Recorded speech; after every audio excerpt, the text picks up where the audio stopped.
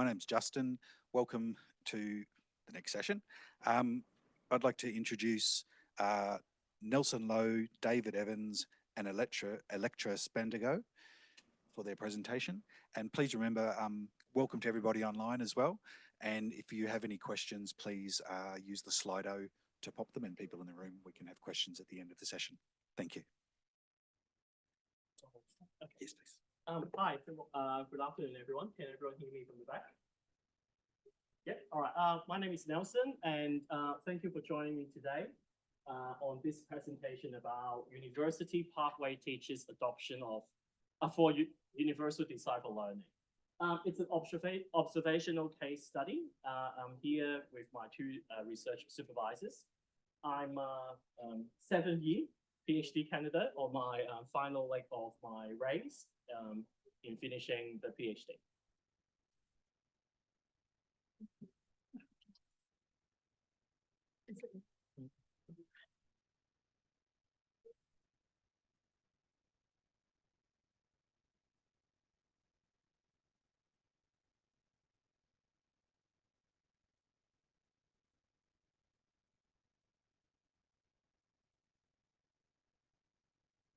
Before we start, I would like to acknowledge the traditional owner and custodian of this land on which we meet today, the Gadigal people of the Eora Nation. And we pay respect to the elders, past, present, and future. And we extend the respect to the Aboriginal and Torres Strait Islander people here today on campus with us, and also our friends meeting online.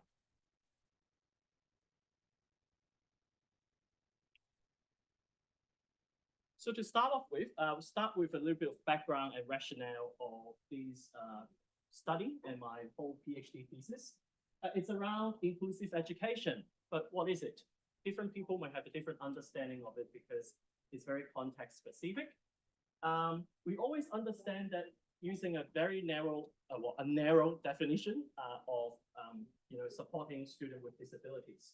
But we can't forget that inclusive education also has another definition about including all students, including different students. For example, students from Aboriginal and Torres Strait Islander backgrounds, students from an EALD background. And that would make inclusive educational practices a little bit difficult to define as well, because everyone has a different understanding of what inclusion and inclusive education is. So we're also looking at teachers' practices. Why does that matter? Why is it important? Because according to the Incheon Declaration from UNESCO, teachers are the keys that are turning all the policies into practices, into classroom. So it is very important for us to explore what they're doing in the classroom to ensure that students can access to all aspects of the learning experience. Nelson, I'm sorry to interrupt. It's Darren from online. I was just wondering if we can adjust your microphone at all, or have it a bit more central. Every time you talk off axis from it, the sound volume drops considerably, and we're having problems hearing everything you're saying online. Can you hear me now? What about a microphone? Can you hear me now? That's better. That's nice and loud now. Yes. All right. Now, then we also have the context, university pathway. It is an important part of the Australian higher education system, but the fact is that it is under research. So all this, when we put it together, we have this there are very limited understanding about what teachers are actually doing, especially the teachers that are working in the university pathway providers or this particular setting. So speaking of university pathways, originally it is an initiative offered by different universities to respond to the contextual needs of the diversity and inclusion in higher education. Originally, they are set up mainly for international students to support their academic English and learning needs.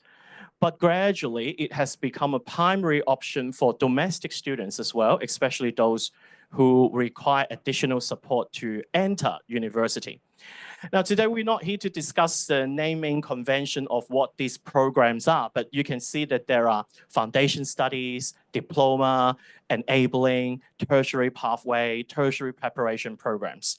They are all different names of the pathway programs that we will be talking about. And today I'm using pathway as an umbrella term to in this presentation. Internationally, these pathways are also of significance because they have a strong influence on the partner and feeder colleges in the UK and also the 2E community college model in the US. But this pathway setting has been under research. So why UDL? Inclusive educational practices has been difficult to define because, as we mentioned earlier, everyone has a different understanding of what inclusive is. But UDL offers us a framework in understanding inclusive practices in higher education. And as mentioned earlier, UDL is not just for students with disabilities, but all students, especially international students who come from a diverse cultural and linguistic background. And through Demo and Stocks, what they have done in 2015 is they've done a pilot UDL design in their foundation program in an Australian university. And they find out that that improved pass rates and also enhanced students' satisfaction. So that's the reason why I'm using UDL as a framework to understand what teachers are doing in the classroom to ensure that the students will access to all the learnings or the learning experience. I'll just leave this. Okay, a little bit of my theory, the theory that underpins this research project. It's called the theory of planned behavior.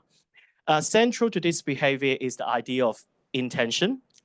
We can have high intention of doing something, but does that translate into action? That's one of the reasons why we study the practice in class. We explore, we observe them, because you can have high intention to be very inclusive, but do you actually do it? Doing an observational study is also addressing the gap in the literature. So I'm revisiting my own literature review for my thesis, and I found out that there are 3 main lines of research about higher education and students with disabilities. And we can see that a lot of them are based on methods that are not observation. So they are self-reported data. Teachers are telling me that, yes, I'm very positive about doing this. And yes, I would really want to be very inclusive. But there are very minimal use of other research methods like observational designs to explore teachers' actual behavior in class.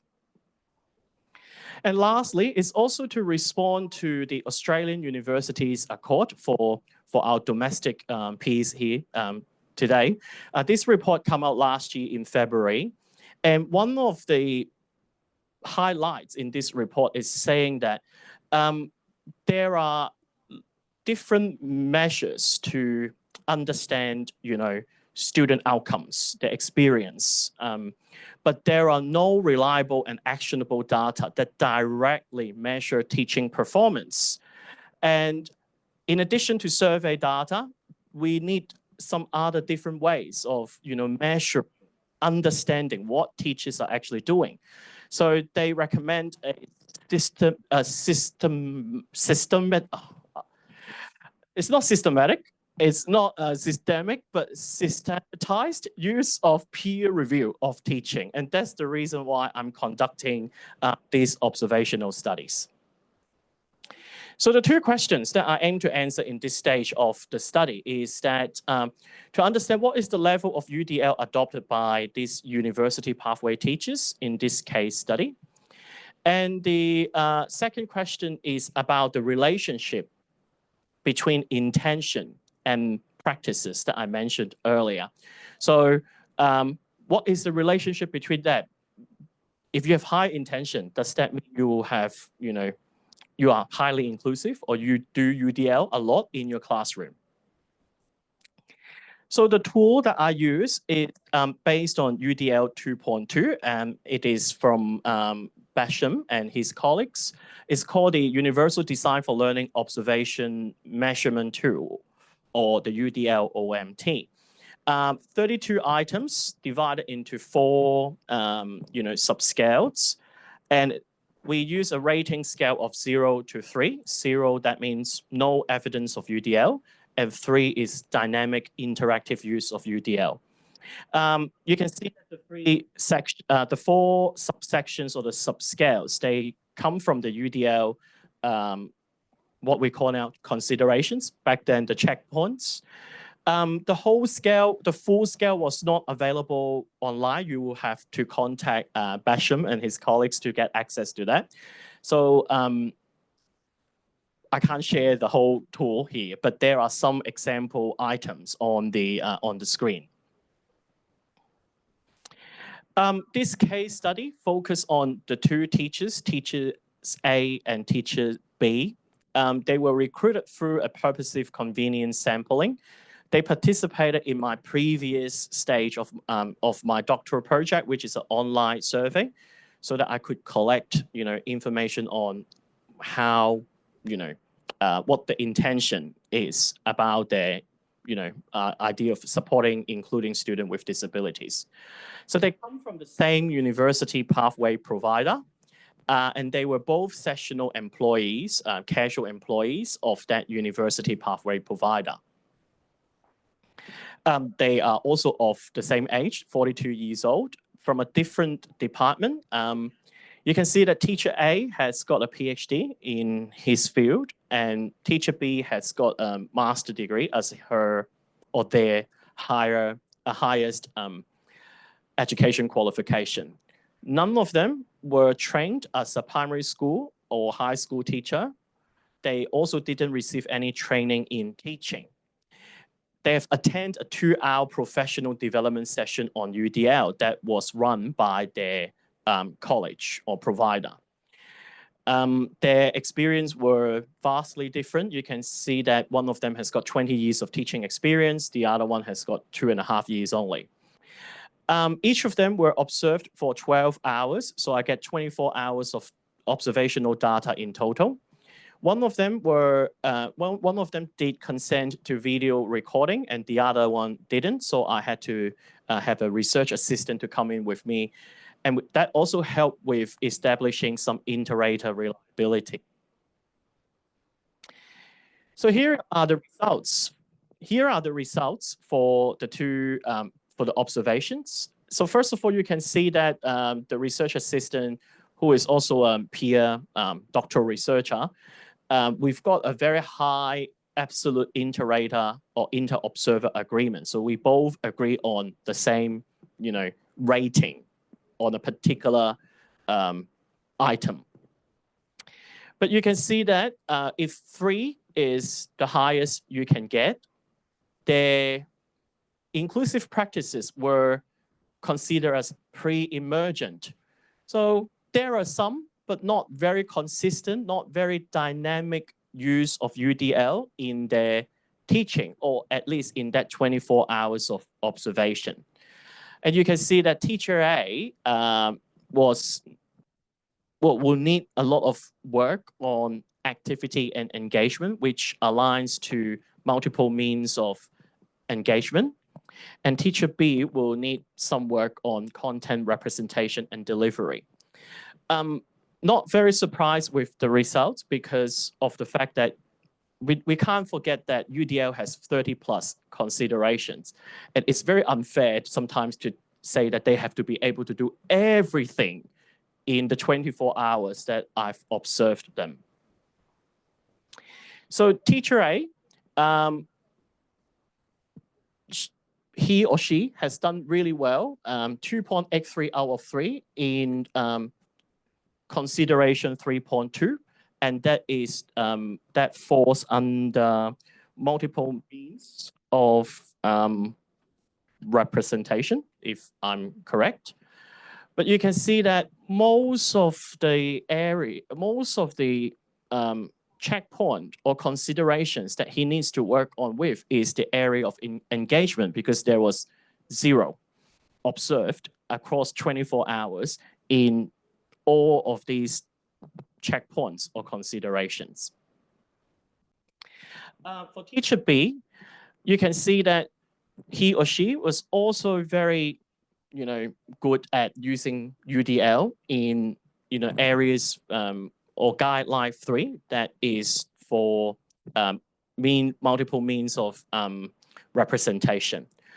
But he or she will need more work in the other areas of that as well, which is checkpoint 1 or consideration, guideline 1 and guideline 2. So coming to the second research question, which looks at the relationship between intention and practices. So if I have high intention to include all students, or if I have high intention to use UDL, does that mean they are going to do that? So the theory stipulates that intention is the antecedent of behavior. If you have high intention, you should be, all right, theoretically, doing the things that you intend to do. However, in this case study, both teachers, they have the highest intention ever, 7 out of 7, in the survey. But the observations indicate that the implementation of UDL was just pre-emergent. So the intention behavior relationship in this case, or in these 2 teachers, were fairly weak. Some possible explanation to that, first of all, is what we call the actual behavioral control. And that means whether they have the knowledge, the skills, or cooperation from others to actually implement that, even if they have highly intended to do that. I've done 2 follow-up interviews with, these teachers, 1 each, and found out that knowledge is definitely one thing. The 2-hour UDL, workshop didn't really help them with doing that, so they need further training. But they also raised a point about the lack of autonomy and opportunities to collaborate with others, especially between whoever that's written the course. So they were given the course. They literally used the word, my unit coordinator handed the syllabus, the assessments and everything to me. And my job is to teach. So they were not able to be part of the process, the design process, so that they have not much say about what to do and what they can do in class. The last point is also an interesting one, and that is called the literal inconsistency. And it just means that they just don't do what they say they will do. And the idea behind this is because including everyone, inclusive education, applying UDL, it's it's a socially desirable thing. And in the survey, they definitely would select 7 out of 7. And my 123 survey participants, the average of that score, the mean score for that was 6.5 out of 7. Everyone was saying that yes, I have high. I'm willing to. I'll make an effort to support students with disabilities. But this observation is telling me that, well, you do have the intention, but yeah, the practice we need some room for improvement. Limitation of this study, of course, is a small scale case study of 2 teachers. So the results are just indicative, not confirmatory. They're from the same provider, and 12 hours of lesson observation is just a snapshot of the whole teaching period of the semester. So in the future, a longitudinal design will be needed. And another thing is the tool that I've used, it doesn't align with UDL 3.0, which is new, very new. And therefore, in the future, there is a need for an updated observation instrument. And I think that's the end of my presentation. Thank you. Questions are welcome. Thank you.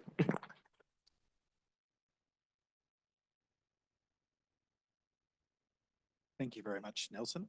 I think that concept of intention versus what actually happens is such a critical one that you've highlighted there. We have a question from Slido that I'd like to share. Fascinating research, Nelson. Where do you see yourself taking this research in the future?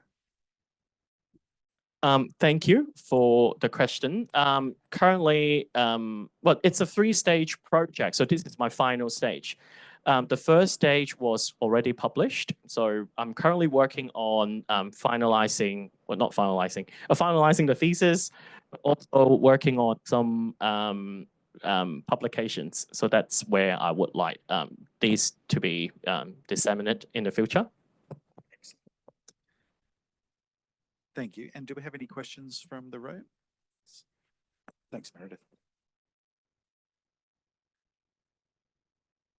Yeah, thank you for the presentation.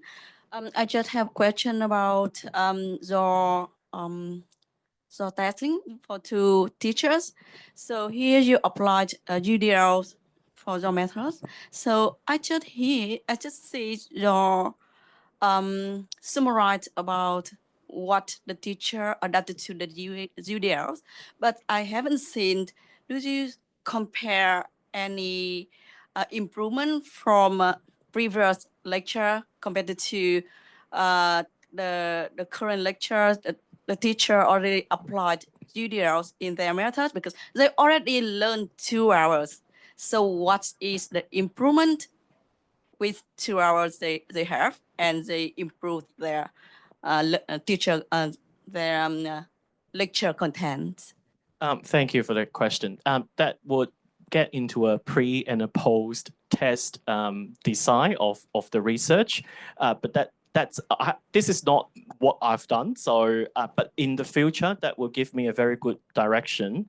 And there are quite a lot of papers that were up on, how important training is in terms of, the knowledge, but not possibly the application of UDL. And as mentioned earlier, this is probably one of the first research studies that really get into the classroom and observe them for 24 hours. But definitely in the future, if I can combine that with a pre and post, training design plus observation, that would probably wrap that up more nicely.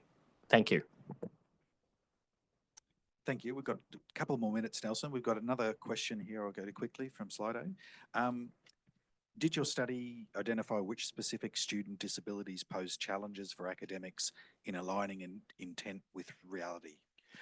No, we didn't really highlight a specific type of disability as the focus, because the understanding of disability is more of we use a social model of disability. So thinking of teachers removing barriers for students rather than, would UDL be more applicable to student with ADHD or autism?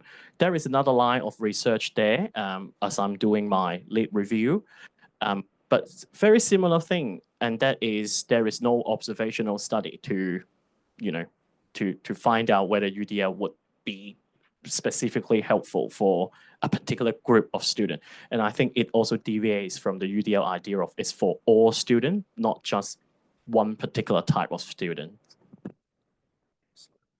And very, very quickly, last question. For sessionals who don't have control over our course design, how can we ensure that our practice meets UDL as much as we hope intend it will? That's something that I've been thinking about as well as a sessional staff.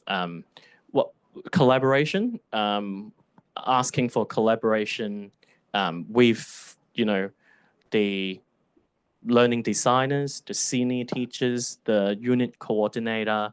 I guess it also needs a systemic change from top down, from a strong leadership committing to UDL. So that's not something that I can do, unfortunately. If I have the magic wand, like the other day in the presentation, I would get that magic wand work that way. Thank you very much, Nelson. That was a great presentation. Can we Thank you.